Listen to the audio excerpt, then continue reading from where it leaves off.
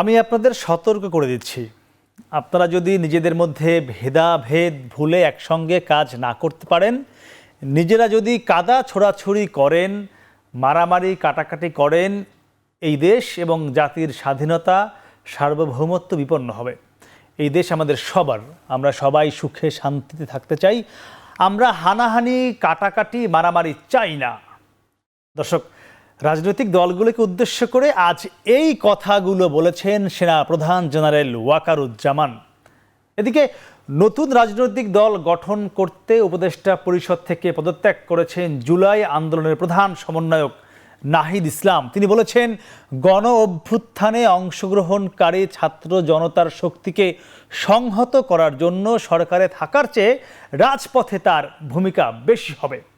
দর্শক, সেনাপ্রধানের কথায় একদিকে রাজনৈতিক দলগুলোর মধ্যে যে অনৈক্য তৈরি হয়েছে তা নিয়ে তার হতাশা স্পষ্ট। আবার অন্যদিকে নাহিদ ইসলামের নেতৃত্বে দল গঠনের মধ্য দিয়ে জনগণকে নতুন বার্তা দিতে যাচ্ছে ছাত্র জনতা, তাও স্পষ্ট। সব মিলিয়ে কোন দিকে যাচ্ছে বিএনপি জামায়াতের রাজনীতি আর কোন দিকে যাচ্ছে দেশ, এ নিয়ে আমাদের আজকের এখন প্রকাশ। আমরা আলোচনার নাম দিয়েছি সতর্কতা। পুরো আয়োজনে আপনাদের সাথে আছি আমি মাহমুদ রাকিব। আর এ নিয়ে আলোচনায় কথা বলতে আমাদের সাথে আছেন বাংলাদেশ জাতীয়তাবাদী দল বিএনপির জাতীয় নির্বাহী কমিটির তথ্য সম্পাদক ও ছাত্র দলের সাবেক সভাপতি আজিজুল বারী হেলাল, আছেন বাংলাদেশ জামায়াত ইসলামীর ঢাকা মহানগর দক্ষিণ শাখার আমির ও বাংলাদেশ ইসলামী ছাত্র শিবিরের সাবেক কেন্দ্রীয় সভাপতি নুরুল ইসলাম বুলবুল, এবং আরও আছেন ইনকিলাব মঞ্চের মুখপাত্র শরীফ ওসমান হাদি। আপনাদের সবাইকে স্বাগত। হেলাল ভাই, আপনাকে দিয়ে একটু শুরু করতে চাই। আজকে নিশ্চয়ই সেনা প্রধানের বক্তব্য শুনেছেন, গণমাধ্যমে দেখেছেন, সামাজিক যোগাযোগ মাধ্যমে দেখবার কথা। কি মনে হয় তিনি কাদের উদ্দেশ্য করে কথাগুলো বলেছেন? বিএনপিকে বলেছেন কিনা? ধন্যবাদ। উনি যে সতর্ক থাকার জন্য আমাদেরকে জানিয়েছেন বা বার্তা দিয়েছেন, এটাকে অন্য কোনোভাবে দেখার সুযোগ নেই। আমি তো মনে করি উনি রাইটলি বলেছেন যে আমরা যত বেশি, অর্থাৎ আমরা যারা অভ্যুত্থানের শক্তি, আমরা যত বেশি ঐক্যবদ্ধ থাকব, দেশ বিরোধী পরিকল্পনা, ষড়যন্ত্রের যে পরিকল্পনা যারা করছেন তাদের সেই ষড়যন্ত্রের পরিকল্পনা তত বেশি ভেস্তে যাবে। অতএব তিনি যেটা বলেছেন যে আমাদেরকে নিজেদের মধ্যে কাদা ছোড়াছড়ি না করে নিজেদের মধ্যে তর্ক বিতর্ক তুললে আসলে কি হচ্ছে, নিজেরা যত তর্ক বিতর্ক বিভিন্ন ন্যারেটিভ তৈরি করে আমরা প্রকারান্তরে এই পলাতক দোসরদের অপকর্মগুলোকে আমরা ঢেকে দিচ্ছি, এবং আমরা নতুন করে কোনো ফ্যাসিবাদ বা নতুন করে কোনো পররাজ্যগ্রাসী আগ্রাসী কোনো শক্তির কাছে মাথা নত করা অনেক বিশৃঙ্খলা হতেই পারে।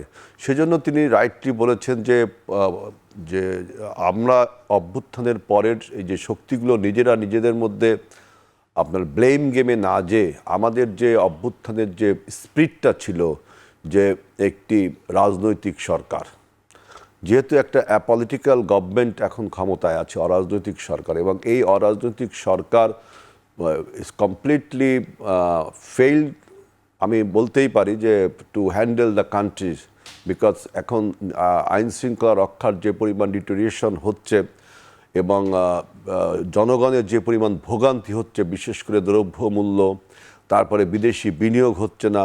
আমাদের দেশে আরেকটা জিনিস রয়েছে যে আপনার পলাতক ফ্যাসিবাদের দোসররা এখনও বিভিন্ন স্থানে পদায়ন হয়ে রয়েছে, তারা বিভিন্ন রকম ষড়যন্ত্র করছে। তিনি আরেকটি কথা বলেছেন যে দেখেন, যে সমস্ত ফ্যাসিবাদের দোসররা এখনও বাংলাদেশে রয়েছে, তারা জানে যে যদি দেশে স্থিতিশীলতা আসে, যদি গণতন্ত্র ফিরে আসে, তাহলে তাদের বিচারের সম্মুখীন হবে। আচ্ছা, এখানে এই যে আজকে যে সেনাপ্রধান যে কথাগুলো বলেছেন, এই বলার জন্য একটি প্ল্যাটফর্ম তৈরি হয়েছে, অস্থিরতা তৈরি হয়েছে, অনৈক্য কাদা ছোড়াছড়ি হয়েছে, এবং আপনি বলছিলেন যে এই সরকার পুরোপুরি ব্যর্থ।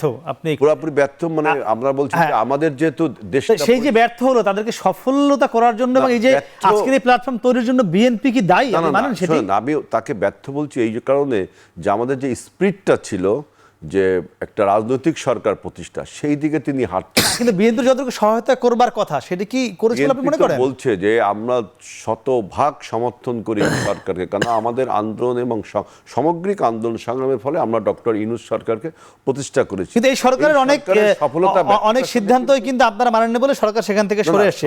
আমরা সেসব আলোচনা করবো আবার। হেলাল ভাই, বুলবুল ভাই একটু জানতে চাই, আজকে সেনাপ্রধান যে এই তার অভিমানমূলক বক্তব্য দিলেন এবং তিনি কিন্তু এখানে একটি কথা স্পষ্ট বলেছেন আবার যে তার অন্য কোনো ইচ্ছা নাই। তিনি খুব ক্লিয়ারলি বলেছেন, তিনি যা বলেছেন রাজনৈতিক দলগুলোকে নিয়েই বলেছেন। এই যে তাকে এই বলার একটু অবস্থা তৈরি হলো, এর জন্য কি জামাতও দায়ী নয় কি?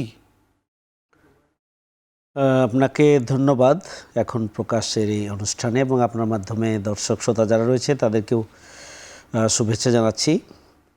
আমি আপনার প্রশ্ন উত্তরের আগেই 2009 সালের 25 এবং 26শে ফেব্রুয়ারি পিলখানায় যে নৃশংস হত্যাকাণ্ড সংঘটিত হয়েছিল, আমরা তার তীব্র নিন্দা এবং প্রতিবাদ জানাচ্ছি, এবং আমরা চাই যে একটি নিরপেক্ষ যে তদন্ত কমিশন গঠিত হয়েছে সেই তদন্ত কমিশন তদন্ত সম্পন্ন করে এর মূল রহস্য উদ্ঘাটনের জন্য প্রকৃত পদক্ষেপ গ্রহণ করুক। জি, তো আমরা শহীদ পরিবারের প্রতি সমবেদনা জানাচ্ছি। পাশাপাশি সেনাপ্রধানের যে বক্তব্যের কথা আপনি বলেছেন যে কাদা ছোড়াছুড়ি, স্বাভাবিকভাবে এখানে এই বক্তব্যটি রাজনৈতিক দলগুলোর উপরে আসে, এবং কাদা ছোড়াছুড়ির প্রসঙ্গ যখন আসে তখন স্বাভাবিকভাবে রাজনৈতিক দলগুলোর পারস্পরিক চলমান যে কার্যক্রম সেগুলো নিয়ে হয়তো তিনি দৃষ্টি আকর্ষণ করেছেন। আমার মনে হয় যে এক্ষেত্রে দল হিসেবে প্রত্যেকটি রাজনৈতিক দলের কার্যক্রম, তাদের তৎপরতা, তাদের কর্মসূচি এবং ভূমিকা এদেশের জনগণ দেখছে, এবং আমরা নিজেরাই আমাদের তৎপরতা সম্পর্কে সবাই আমরা জানি। সুতরাং নিজ নিজ অবস্থান থেকে রাজনৈতিক দলগুলোর আরও সচেতন হওয়া উচিত বলে আমি মনে করি।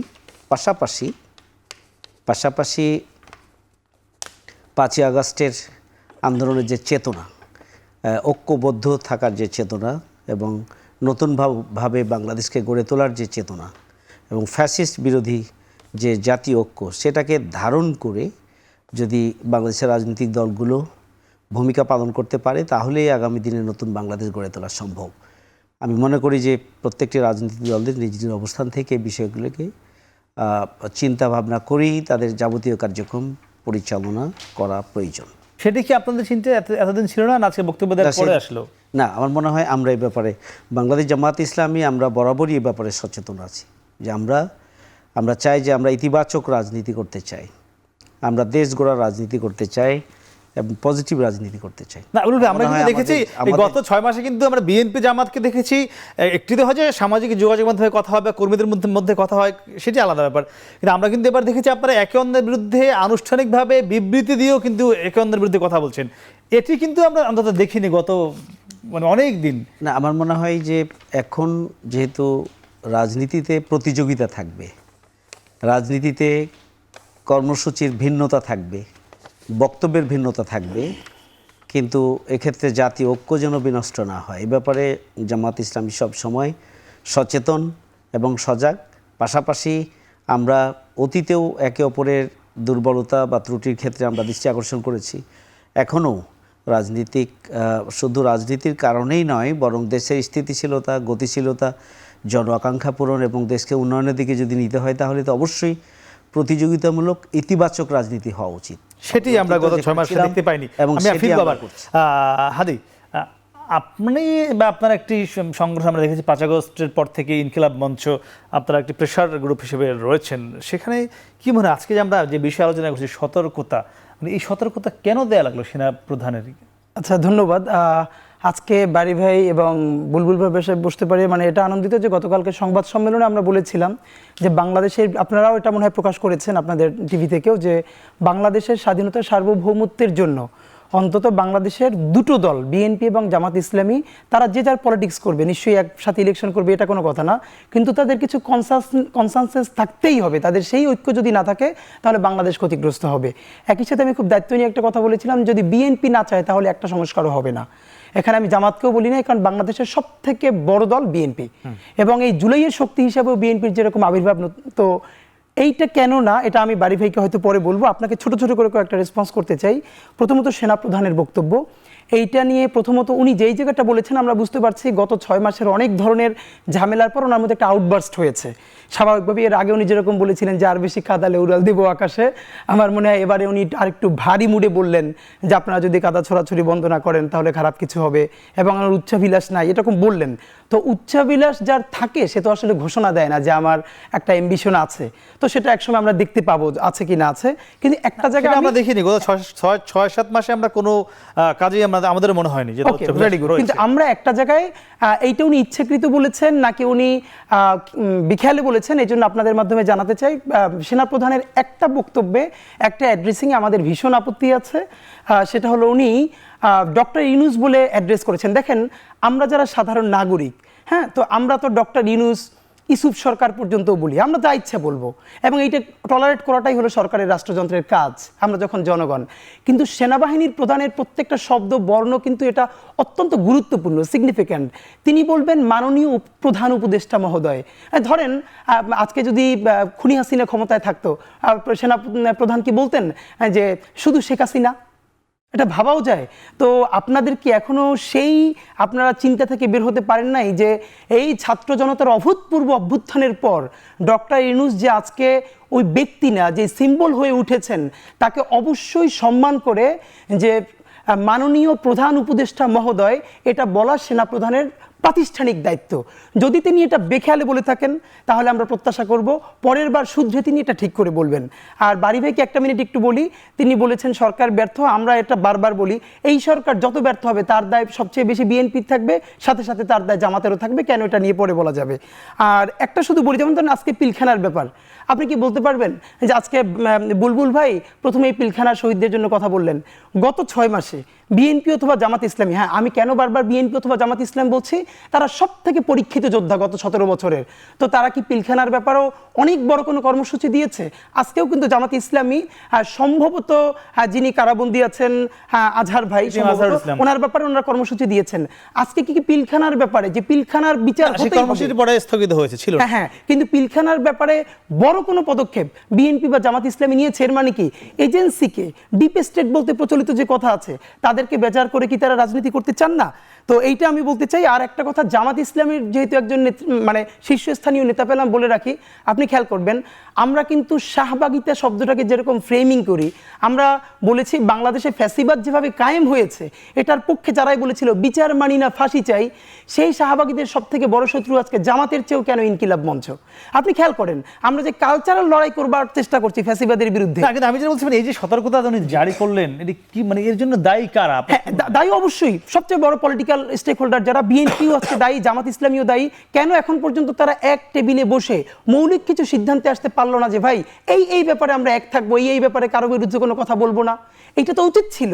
আমরা দেখেন, তো আপনি যদি আমাদের গত 5 মাসের সংবাদ সম্মেলন দেখেন, কম করে 50 বার আমরা মিডিয়ায় বলেছি প্লিজ বিএনপিকে এবং জামাতকে যারা বিভিন্ন পরামর্শ দিয়ে এখন যুদ্ধের মতো লাগিয়ে দিতে চায় তারা বাংলাদেশের শত্রু। কারা দেয় পরামর্শ? আপনার কি মনে হয়? হ্যাঁ, এটা আমরা জানি। আজকে যারা একসময় আওয়ামী লীগের পরামর্শক ছিল সেই শাহবাগী গোষ্ঠী আজকে বিএনপির কাঁধে চড়েছে, এবং তারাই বিএনপির সেই অবস্থা করবে যারা। আচ্ছা, আমি আপনাকে এখানে থামাই। হিলাল ভাই, আপনাদের উপরে কি চড়েছে? আমি একটা কথা বলি। প্রথমে বক্তব্য হলো যে বুলবুল ভাই যেটা বললো যে রাজনৈতিক দলগুলোর উদ্দেশ্যে বলছে, এটা কিন্তু ঠিক না।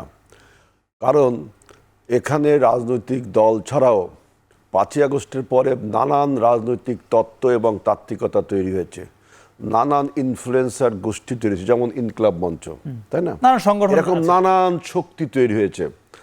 মানে বন্যার পানি সরে যাওয়ার পরে যেভাবে নতুন চারা গজায়, এরকম দেখবেন রাজনীতির অঙ্গনে অনেক লোকের আবির্ভাব হয়েছে, অনেক তত্ত্ব কথা, অনেক রাজনৈতিক ন্যারেটিভ আপনাদের টকশোগুলোতেই দেখেন, তাই না?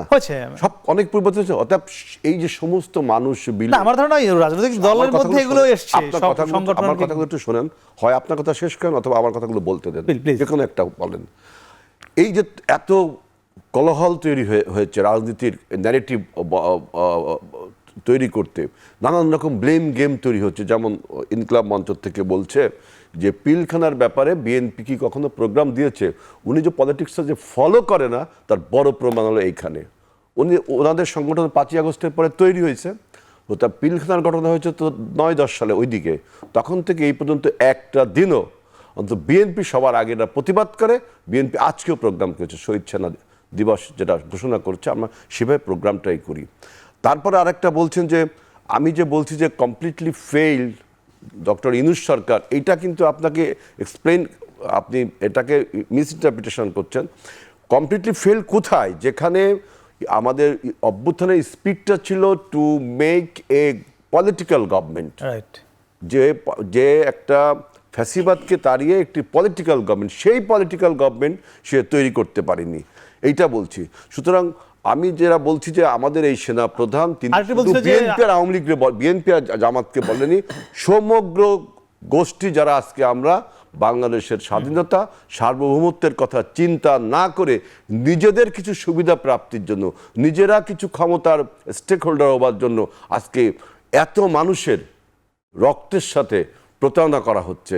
যে একটা রাজনৈতিক সরকার, একটা নির্বাচিত সরকার, একটা ভোটের সরকার, আমাদের এটা ছিল মানুষের প্রত্যাশা। আপনি এখন বলতে পারেন যে মানুষ কি 17 বছর লড়াই করেছে নির্বাচনের জন্য? অবশ্যই মানুষ 17 বছর লড়াই করেছে নির্বাচনের জন্য, কারণ আমরা চাই একটা রাজনৈতিক সরকার, সে একটা ভোটের অধিকার মানুষের কাছে ফিরে আসুক। যেহেতু 17 বছর আপনাদের উপর সেই আওয়ামী লীগকে যারা শাহবাগীদের আমাদের উপর ভর করছে, শাহবাগী না বলেছি, যারা আওয়ামী লীগের ভর করেছিল তারা, না, এইটা আমাদের উপরে ভর করবে। কারণ জাতীয়তাবাদী শক্তির উপরে অন্য কোনো আন্তর্জাতিক শক্তি বা অন্য কোনো ষড়যন্ত্রকারী শক্তি আমাদের উপর ভর করতে পারে না। কারণ কি, আমাদের দল প্রতিষ্ঠা 78 সালের পর থেকে আপনারা দেখেছেন যে কোনো মানুষের আমরা মানে স্বয়ংক্রিয়ভাবে এবং আমরা নিজেরাই আমাদের এই দলটা পরিচালনা করি।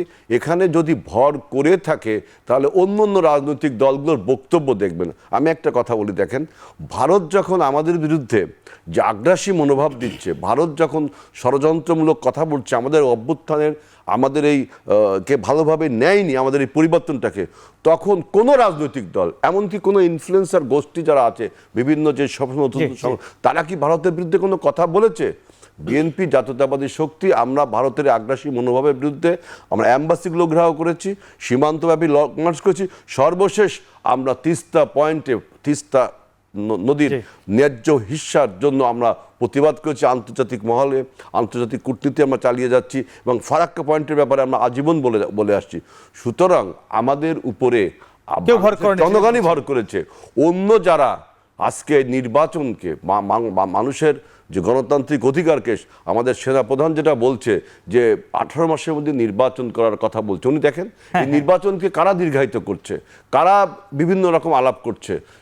নির্বাচনকে প্রতিহত করবার জন্য একবার সংস্কার, একবার স্থানীয় সরকার, একবার বিচার, বিভিন্ন রকম টার্মিনোলজি সামনে আনা হচ্ছে, মুখোমুখি দাঁড় করা হচ্ছে, to hold the election, to stop the election. আমরা এই সমস্ত টার্মিনোলজি একটা ধরুন রিজলভ হচ্ছে, যেমন সংস্কার, এটা রিজলভ হলো যে কোন কোন জায়গায় সংস্কার করে একটা নির্বাচন অনুষ্ঠান হতে পারে। আমি জানতে চাই যে এই যে মানে তিনি বলেছেন যে কোনো কোনো গোষ্ঠী বা দল নানানভাবে নির্বাচনকে পিছিয়ে দেওয়ার চেষ্টা করছে, সংস্কার, বিচার, নানান উছিলায়, এই গোষ্ঠী বা দলগুলো কারা? আমি সত্য জানবো, তবে দর্শক তার আগে নিচ্ছি ছোট্ট একটি বিরতি, ফিরছি একটু পরে, সঙ্গেই থাকুন।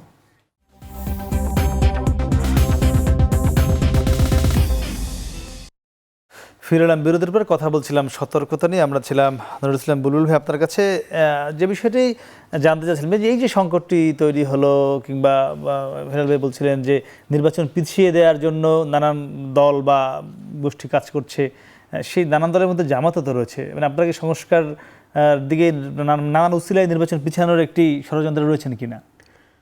আমার মনে হয় যে আমরা খুবই গভীরভাবে বিশ্লেষণ করলে দেখা যাবে যে সেনাপ্রধান এর আগেও যে সময় বলেছেন 1.5 বছর, আমাদের প্রধান উপদেষ্টা সেখানেও তার বক্তব্যের মধ্যে ডিসেম্বর অথবা 2026 সালের জুন মাঝামাঝি অথবা নতুন বছরের সূচনা, এই কয়েকটা কথাই আসছে। মাঝে যেটা আসছিল বক্তব্য বিএনপির পক্ষ থেকে যে 5ই আগস্টেই ইলেকশন হতে পারে, আমার মনে হয় সেখানেও বিএনপি এখন নেই। আমার কথা হচ্ছে যে ইতিমধ্যেই কিন্তু আমরা 6-7 মাস পার করে দিয়েছি, নির্বাচনের টাইম ফ্রেম নিয়ে কিন্তু আর তেমন বিতর্ক নাই। এখন বিতর্ক যেটা এসে ঠেকেছে কারণ হচ্ছে ডিসেম্বর অথবা জানুয়ারি, ফেব্রুয়ারি অথবা জুন, এইটার মধ্যে তেমন ব্যবধান নেই। এটা ঠিক 5ই আগস্টের পরে এই ব্যবধানটা যত লম্বা, 6 মাস পার করার পরে কিন্তু আমরা এখন সেই জায়গায় নেই। সুতরাং এটা নিয়ে বোধহয় বিতর্ক করার বেশি প্রয়োজন নাই। দ্বিতীয় হচ্ছে যে এখন যে বিতর্কটা আসছে এটা খুবই প্রাসঙ্গিক যে স্থানীয় সরকার নির্বাচন, যেটি স্থানীয় সরকার নির্বাচনের সাথে সরাসরি জনগণের দুর্ভোগ সম্পৃক্ত। এখানকার জনপ্রতিনিধি নেই, এখানকার দৈনন্দিন জীবনে এখন যেভাবে জনপ্রতিনিধিদের সাথে, অফিসের সাথে যেভাবে জনগণ সম্পৃক্ত, যদি স্থানীয় নির্বাচনটা আগে হয়ে যায় তাহলে জনগণ স্বস্তি পায় এবং তাদের দৈনন্দিন যে প্রয়োজনগুলো সেগুলো তারা মেটাতে পারে। এটার সাথে একটু যোগ করতে চাই না, আমি একটু প্রশ্ন যুক্ত করে দিই এর সঙ্গেই। স্থানীয় সরকার নির্বাচনের পক্ষে মত দিয়েছে সংস্কার কমিশনও, এটি ঠিক আছে, কিংবা সরকারের কয়েকজন উপদেষ্টাও বলেছেন তারা স্থানীয় সরকার নির্বাচনটা আগে চান, কিন্তু বিএনপি বলেছে যে এই নির্বাচনটা আগে হলে সংঘাত সংঘর্ষ বেশি হবে, বা এই সরকারের এখন সেই ক্যাপাসিটি নাই এই সংঘর্ষটা বা থামানোর। এটি নিয়ে আবার আপনি কি বলবেন? যে আমার মনে হয় যে আমি যেটা বলছিলাম যে যদি স্থানীয় সরকার নির্বাচনটা আগে হয়ে যায় তাহলে এই সরকারের সক্ষমতাও তো প্রমাণিত হবে।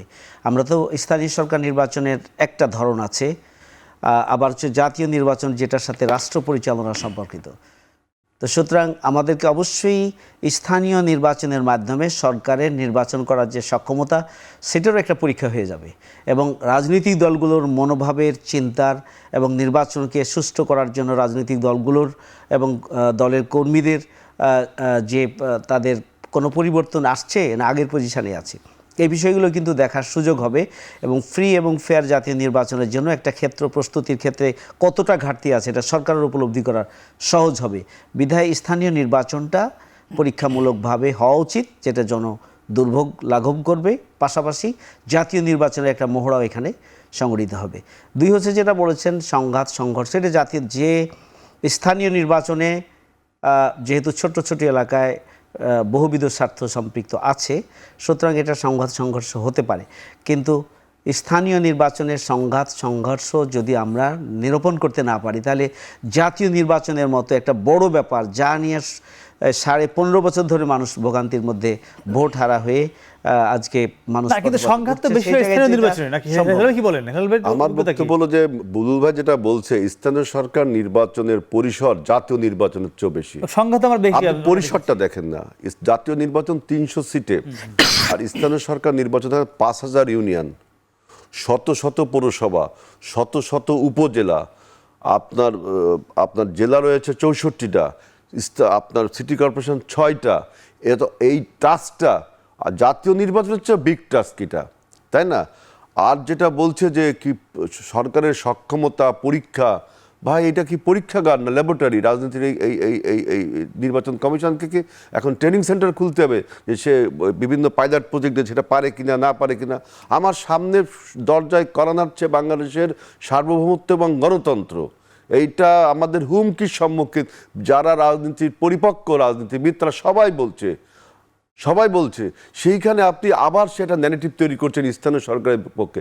স্থানীয় সরকার নির্বাচন করার ম্যান্ডেট কি সরকারের আছে? সংস্কার কমিশন তো বাড়ির পক্ষে মত দিল। সংস্কার কমিশন যেটা বলছে, কিন্তু প্রতিনিধি বলছে, দেখেন তারা যে একটা এমন একটা তারা ভুল তো মাস, তারা একটা ভেলকিবাজি খেলা কি দিচ্ছে দেখেন, ওরা পড়ে দেখেন যে একই দিনে 10টি ব্যালট একটা ভোটার পাবে, সে 10 জায়গায় ভোট দেবে।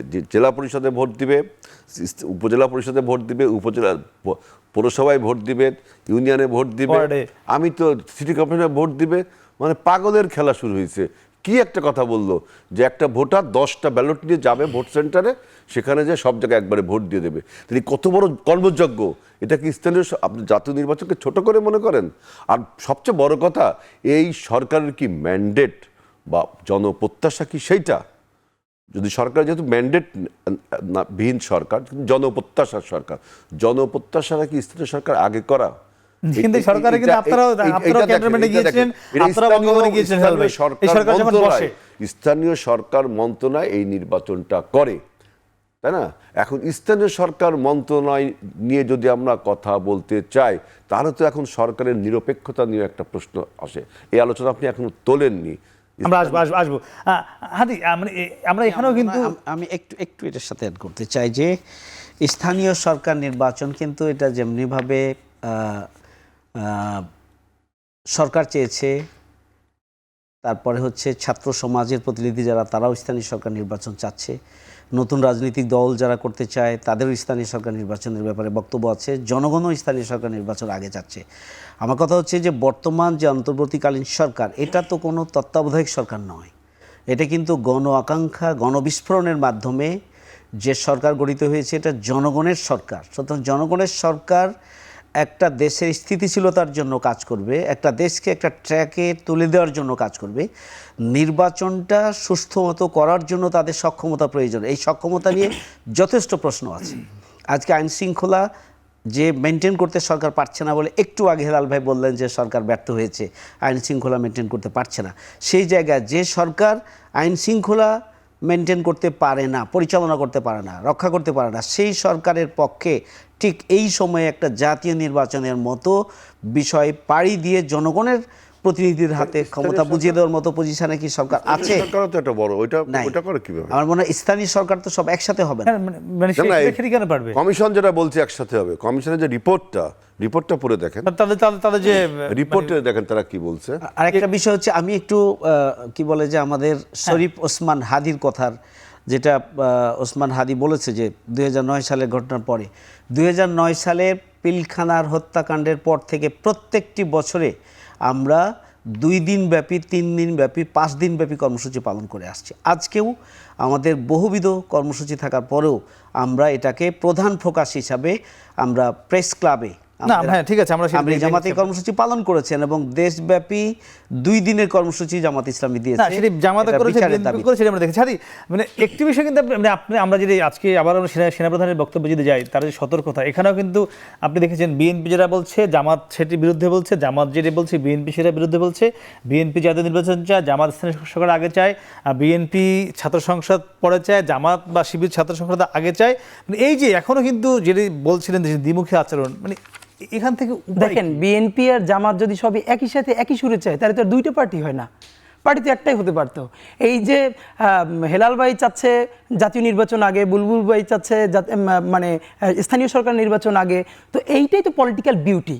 বাট আমরা যেটা বলতে চাই, দেখেন আজকে আমাদের আফসোসটা কোথায়? আমাদের আফসোসটা হলো, আপনি ইতিমধ্যে নিজেও জানেন যে ম্যাক্সিমাম সংস্কার কমিশনগুলো তাদের রিপোর্ট জমা দিয়ে দিয়েছে এবং সেই রিপোর্টের চুম্বক অংশগুলো মোটামুটি এখন কিন্তু সবাই, আপনারাও মিডিয়ার কল্যাণে আপনারা তো জানেনই নিশ্চয়ই। আমাদের যেটা খুব আফসোস সেটা হলো, আজকের এই টকশোতে একটা না সিরিজ আলোচনা আপনাদের হওয়া উচিত ছিল বিএনপি আর জামাত ইসলামী আরও স্টেক হোল্ডারদেরকে নিয়ে, যে এই যে কমিশনগুলো যা বলেছে সেটা কতটুকুন বিএনপি চায়, বিএনপির আপত্তি কোথায়, জামাতের আপত্তি কোথায়, সেই আলোচনাটা ছিল। দেখেন আমাদের আলোচনাটা বলে দিয়েছে, আমাদের আলোচনাটা কি ছিল, ওয়েবসাইটে তুলে দিবে তিনি। হ্যাঁ, না দেখেন আমাদের আলোচনাটা কি ছিল, আমাদের আলোচনা ছিল আগে সংস্কার না নির্বাচন। খেয়াল আছে নিশ্চয়ই আপনাদের, ঠিক গত 15 দিন ধরে আগে সংস্কার না নির্বাচন আলোচনাটা সরে যে এখন হয়ে গেছে আগে জাতীয় নির্বাচন নাকি স্থানীয় নির্বাচন। তাহলে আপনারা বলবেন আমরা কি নির্বাচন চাই না? নির্বাচন চাই না এমনকি বাংলাদেশে কোনো পাগলও আছে। আমরা চেয়েছিলাম যে নির্বাচনের আগে আমরা মৌলিক কিছু সংস্কার করতে চাই। খেয়াল করেন, ধরেন বিএনপির যে 31 দফা, এই 31 দফার যদি 50% বিএনপি এসে বাস্তবায়ন করতে পারে, এটা তো দুর্দান্ত কাজ। কিন্তু এরপরে বাংলাদেশের মানুষ বিশ্বাস করছে না কেন? কারণ বাংলাদেশের মানুষ রাজনৈতিক দলগুলোর এইগুলোকে বিশ্বাস করতে ভয় পায়, এটা বাস্তবতা।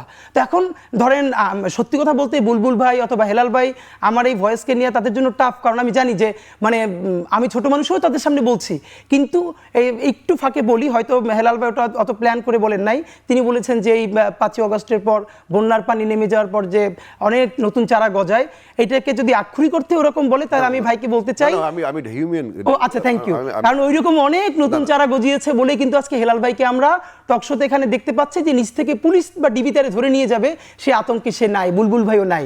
সুতরাং ওই চারাগুলো গজাতে দিতে হবে। আর একটা কথা একটু এটা তো আরেকটা, তার মানে কি যে all the credit goes to you, এটা না না না কোনোভাবে না ভাই। কিন্তু আমাদের অনৈক্য শুরু হয়েছে কখন? আজকে আমরা তো অভ্যুত্থানে সবাই ঐক্যবদ্ধ ছিলাম।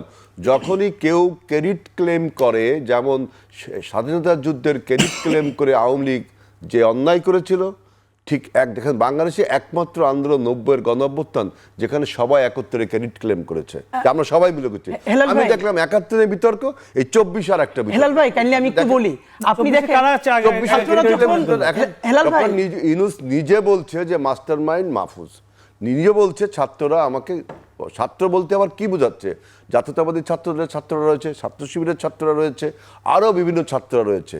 আমি নতুন চারা শব্দটা যদি সে না নিতে পারে তা আমি উইথড্র করছি, কিন্তু আমি বলছি যে এখন বাংলাদেশে যেহেতু ফ্যাসিবাদ দানব সরে গেছে, সেখানে আমরা অনেক লোক উপস্থিত হয়েছি, অতএব তর্ক বিতর্ক বিশৃঙ্খল অনেক হবে, সেইটাকে সেনাপ্রধান বলেছে, আমি সেটা বলেছি না, কিন্তু এখানে কিন্তু হেলাল ভাই একটু বিষয়ে আপনার আসতে হবে। জুলাই মাসের শেষে কিন্তু বিএনপির মহাসচিব বলেছিলেন যে এই কোটা বিরোধী আন্দোলনে বিএনপি নাই। শোনো, এই আন্দোলনটা হয়েছে তো বৈষম্য বিরোধী আন্দোলন। বৈষম্যের বিরুদ্ধে তো আমরা সেই from the day one election আন্দোলন করছি। দেশে গণতন্ত্র হচ্ছে না বিধায়িত বৈষম্যটা কোথার থেকে আছে? ডেমোক্রেসি না থাকলে বৈষম্য আসে। সেই বৈষম্য বিরোধী আন্দোলন কিন্তু আমরা সবাই একত্রে সেট করেছি। আমরা যারা বৈষম্য বিরোধী ব্যানারটা দেওয়া হয়েছে সমস্ত ছাত্রদের সামনে, সেটা তো মেনে নেয়নি রাজনৈতিক নেতৃবৃন্দের তত্ত্বাবধানেই সেটা হয়েছে, মেনে কেউ কাউকে নেয়নি, সবাই। আমি একটু শেষ করি, রেসপন্স করবেন। আমি একটু ভাইকে জাস্ট বলার জন্য বলা যে হ্যাঁ দেখেন, ছাত্ররা যখন সবাই ক্রেডিট নিচ্ছিল, আপনারা যদি আমাকে কেউ আমার সংবাদ সম্মেলনগুলো প্রোগ্রামগুলো কেউ খেয়াল করেন, হেলাল ভাইয়ের উদ্দেশ্য বলছি, সেই প্রথম দিন থেকে আমি বলেছি এই আন্দোলনের মাস্টারমাইন্ড বাংলাদেশের প্রত্যেকটা মানুষ, একক কেউ না। এবং বেগম জিয়া যেদিন মুক্ত হয়েছেন, আমরা বলেছি বেগম জিয়া মুক্ত হন না, এটা বাংলাদেশ মুক্ত হয়েছে। কারণ বেগম জিয়া ভালো থাকলে বাংলাদেশ ভালো থাকে, তিনি শুধু বিএনপি, এটা আমরা হাজারবার বলেছি। কিন্তু এখানে একটু কথা বলি হেলাল ভাইয়ের উদ্দেশ্যে, আজকে মানে ছাত্র জনতাও যাতে জানবে যে ভাইয়েরা যে ইন্ডিয়ান এম্বাসি অভিমুখে যে বড় প্রতিবাদ লিপি নিয়ে গেছেন, ঠিক তার 4 দিন আগে আপনারাও জানেন যে ইনকিলাব মঞ্চ গুলশান এম্বাসি থেকে বড় করে প্রতিবাদ লিপি নিয়ে গিয়েছে।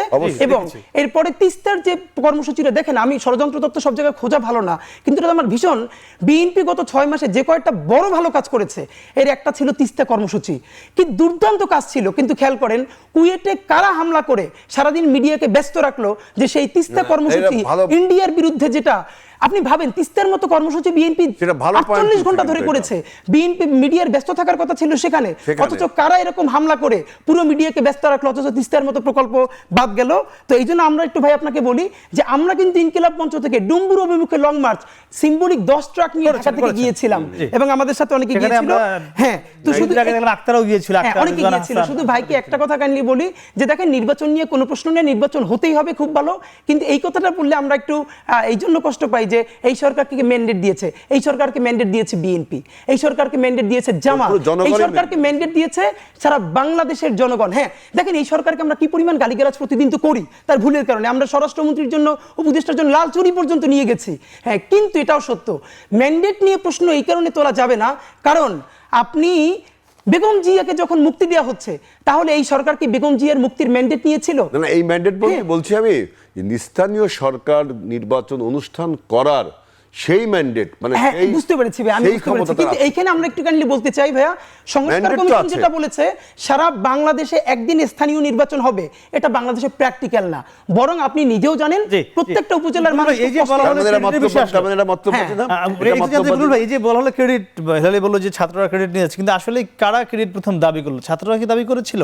ছাত্র বলতে কি, এটা কিন্তু বললে ছাত্র তো সবাই, আপনার ওনাদের আমার ছাত্র সংগঠন, সবার ছাত্র সংগঠন আছে। আমার মনে হয় ক্রেডিটের পলিটিক্সটা এই 5ই আগস্টের এত বড় গণ অভ্যুত্থান, যেখানে 2000-এর অধিক মানুষ মারা গেল এবং প্রায় 30 থেকে 50,000 ছাত্র জনতা আহত হয়েছে, এখানে খুবই পরিষ্কার কথা যে এখানকার ক্রেডিটটা আসলে সবাই মিলেই গোটা দাবি করলো কারা প্রথমে, সেটি এই দাবি তো আমার মনে হয় যে এই দাবি কারা করেছে, এটা তো এই প্রশ্ন আমাকে করার চাইতে যারা করছে তাদের কাছে প্রশ্ন করা উচিত যে এই বিভিন্ন দিক থেকে কোনো রাজনৈতিক দল, তারপরে ছাত্র সংগঠন, আবার নতুন সংগঠন, আবার বৈষম্য বিরোধী ছাত্র সংগঠনের সাথে যারা আছে, আবার মিডিয়ার মধ্য থেকে কেউ এটা তুলে আনছে, বহুবিধভাবেই কিন্তু কথাটা এসেছে। তবে আমাদের রাজনৈতিক দলগুলোর পক্ষ থেকে এটার ক্রেডিট দাবি কারো করা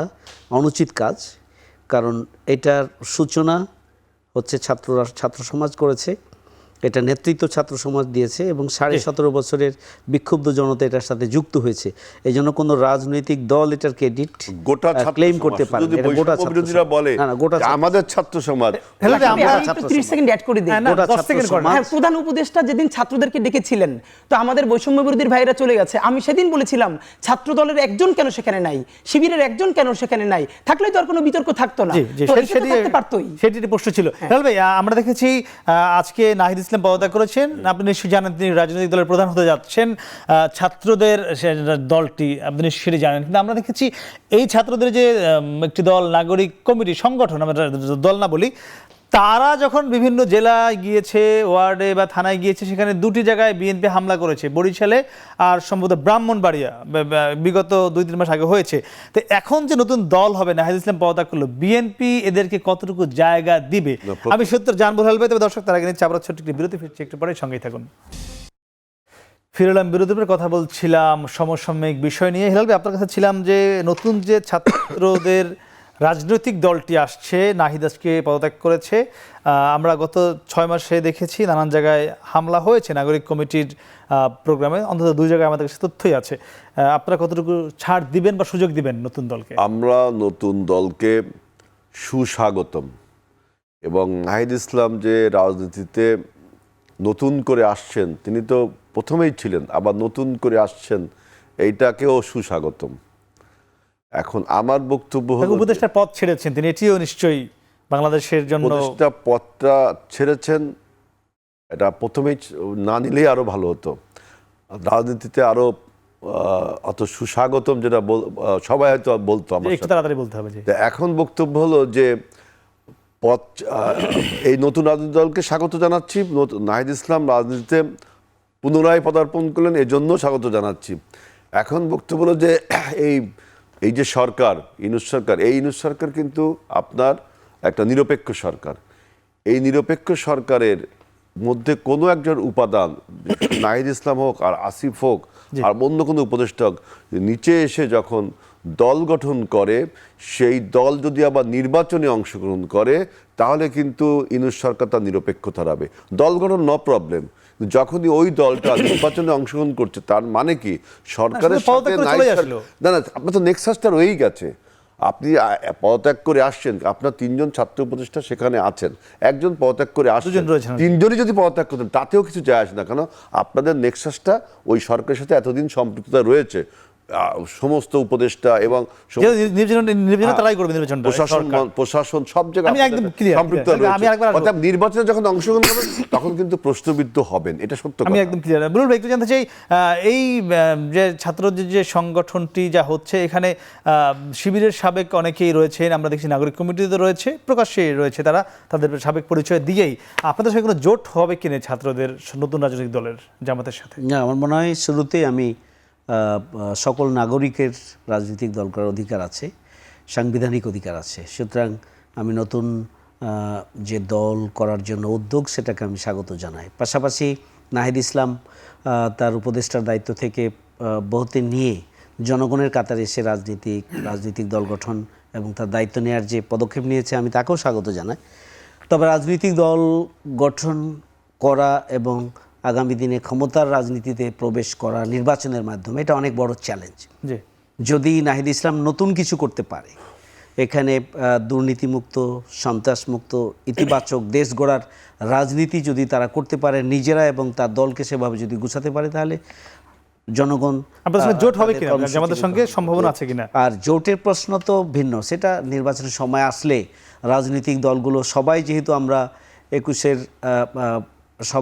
আমরা 5ই আগস্টের চেতনাকে ধারণ করতে চাচ্ছি, সুতরাং আগামী দিনে নতুন বাংলাদেশ বিনির্মাণে কিভাবে রাজনৈতিক সমীকরণ হবে, সময় আসলে সে ব্যাপারে আমরা এই নতুন দল করতে গিয়ে আমরা দেখছি কমিটি নিয়ে নানান কথাবার্তা হচ্ছে, কাকে ঢুকানো হচ্ছে, বের করা হচ্ছে, মানে এটিও কেন হলো? এটা চলতে থাকবে এবং সর্বশেষ তারা টিকে থাকে। আমি নাগরিক কমিটির সদস্য, কিন্তু আমরা ঘোষণা দিয়েছি আমরা পলিটিক্যাল পার্টিতে যাচ্ছি না, আমরা প্রেশার গ্রুপ হিসেবে থাকবো। শুধু আপনার মাধ্যমে নাহিদ ইসলামকে একটা কথা বলতে চাই, তারা যেহেতু নতুন রাজনৈতিক বন্দোবস্তের কথা বলছে, তিনি একটা নজির তৈরি করতে পারেন। এর মানে আজকে যেহেতু তিনি উপদেষ্টার থেকে পদত্যাগ করেছেন, তিনি তার একান্ত সচিব, সহকারী একান্ত সচিব, প্রত্যেকের অ্যাকাউন্টের ব্যালেন্স কত, আগে কত ছিল, মানে আর্থিক বিবরণী, সম্পদের হিসাব শুধু নাহিদ ইসলাম নয়, বর্তমান সরকারের সকল উপদেষ্টাকে আমি এই চ্যালেঞ্জ গ্রহণ করার অনুরোধ করছি। বিশেষ করে যারা বাংলাদেশে নতুন রাজনীতি বিনির্মাণ করতে চান, আমাদের 3 জন ছাত্র উপদেষ্টা, তাদের প্রতি আমাদের দাবি বেশি। তাদের প্রতি অনুরোধ জানাচ্ছি। সমস্যা তৈরি হচ্ছে কিনা? কোনটা? কমিটি নিয়ে না, কমিটি নিয়ে যে সমস্যাটা, এটা তোমরা দেখছি আজকে প্রথম আলো এক ধরনের ন্যারেটিভ নির্মাণ করার চেষ্টা করেছে। যেমন আমি আপনাকে বলি, সাবেক শিবিরের সভাপতি, মানে মানে জোনায়েদ অথবা রাফে ওনারা চিনে গেছে।